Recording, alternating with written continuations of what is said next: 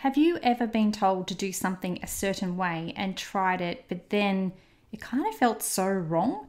It could be something in your business. It could even be the way that you tie your shoelaces or type a message out on your mobile. Whilst everyone has their own way of doing something, it doesn't have to become your way. I want you to know that there's always more than one pathway to a desired outcome. Always. So if you want to be more consistent with your content, be more visible, or just want to create content that your audience cares about, I'm going to tell you exactly how to do that in today's episode, but in a way that feels good for you, not for me. So in this episode, I'm going to cover how to identify and use your strengths to your advantage, why this even matters when it comes to creating content, and learning to bring more you to your content without feeling like you want to throw up.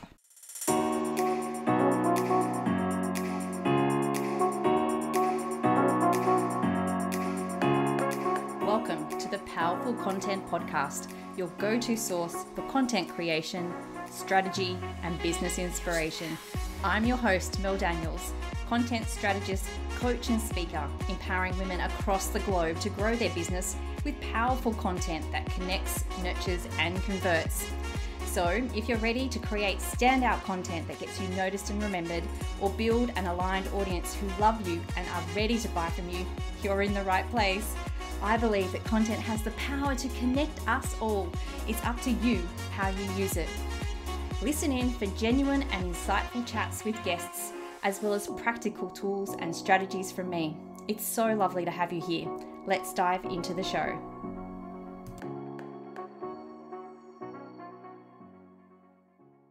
I acknowledge the Wangal people of the Eora Nation as the traditional custodians of the country that I am recording from today. I recognise their continuing connection to the land and waters. I pay my respects to elders past and present and extend that respect to all First Nation people listening today. Hello, beautiful people, and welcome to episode 110.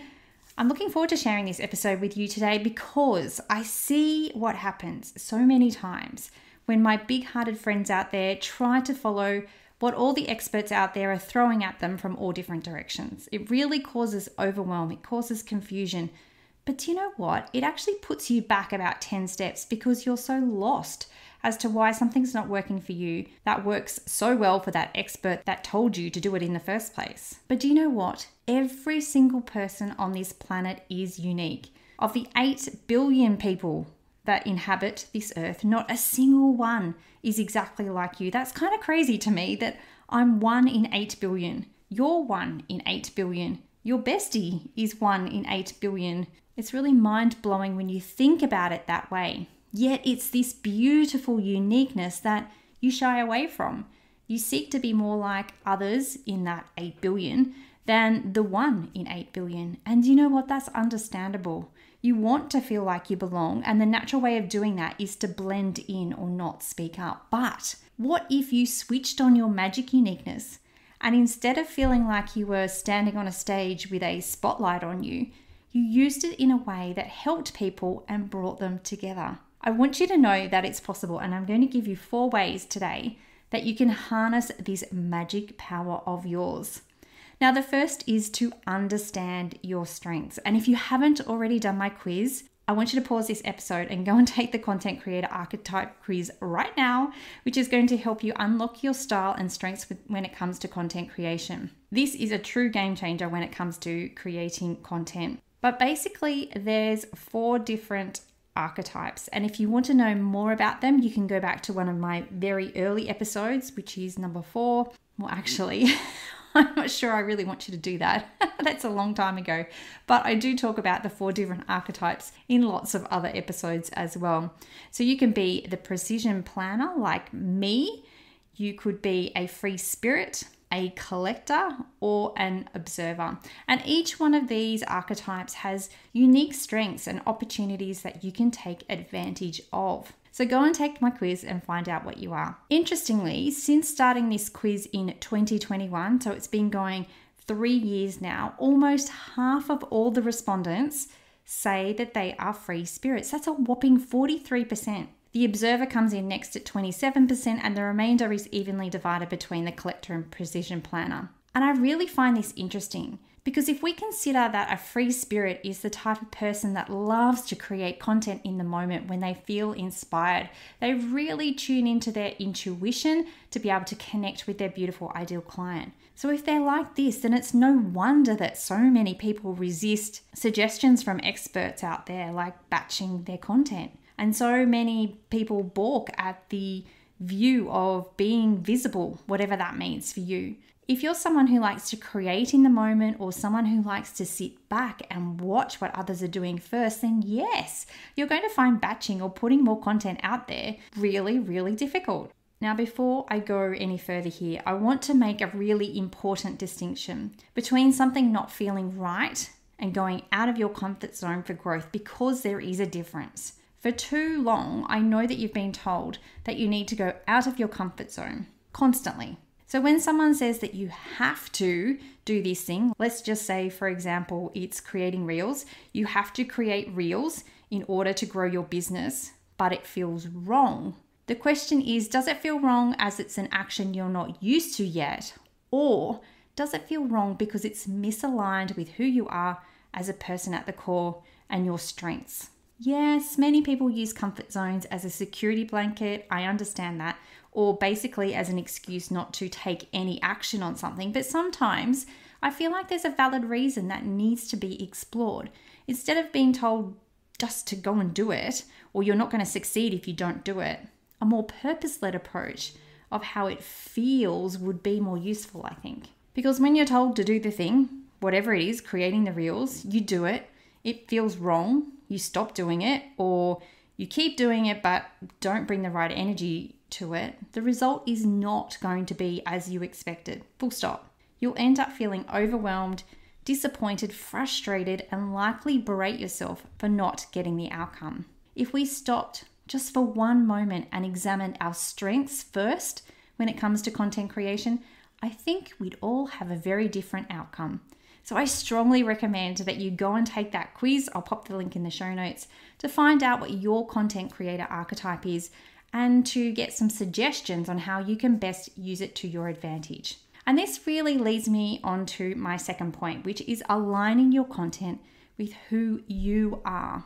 Now, when I talk about bringing more you to your content, I always get pushback from people. I get I don't want to share about my family. I don't want to share about my past. I don't want to talk about relationships. And I say, great, don't do those things. They're obviously your boundaries and do not cross them. Bringing more you to your content can also involve vulnerability. And Brené Brown has done a lot of work around this topic, but what I'm talking about doesn't involve breaking down your privacy or your family's privacy or bearing your soul to the world, but has everything to do with connection. So if content is the way that you take your ideal client through that journey with you from not knowing anything about you all the way through to becoming a raving paying fan, and that very first stage of the journey is connection, if you can't connect with someone, then it's unlikely that they'll ever go on that journey with you through to becoming a paying client.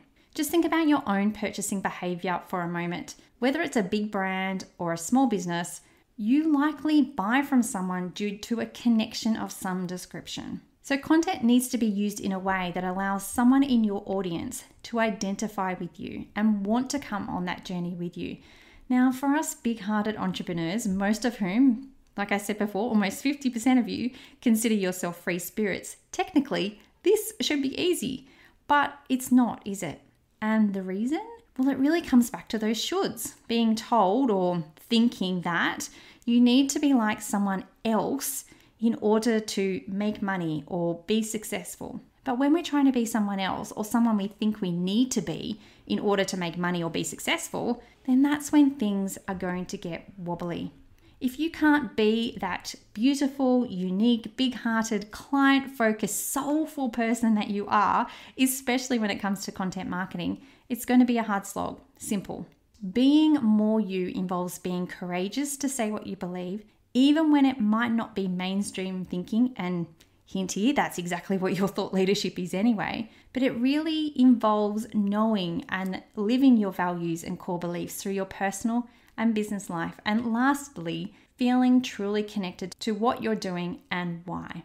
And then showing this in your content. So if you know that you need to bring more you to your content and you're aware of your strengths, how can you make this shine through in your content? The easiest way to do this is to support yourself. But here's what I often see when it comes to creating content. 1, you're told exactly how to create the content, perhaps using formulas or swipe files. 2, you try to do exactly what you're told, because if you don't, then you're not going to succeed. 3, it becomes too hard. You become inconsistent and it feels really misaligned with who you are as a person. 4, you try and add something else to the mix. 5, this is also too hard. You become more inconsistent and it feels even worse on the inside to do these things. 6, you keep trudging on and you end up in overwhelm. 7, you burn out from doing #all the things. And lastly, you take months to recover. And in the meantime, you're probably beating yourself up for not creating any content or for failing the thing that you were told to do in the first place. Does this sound familiar at all? This is particularly common for my free spirits who really do prefer to create content on their own terms.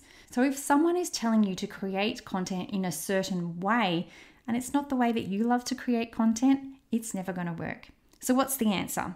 If it's not about following tactics of experts, manipulating formulas, trying to hack algorithms, or copying the exact words of someone else, what's the secret? What's the secret to creating content that feels good and is easy to do as well?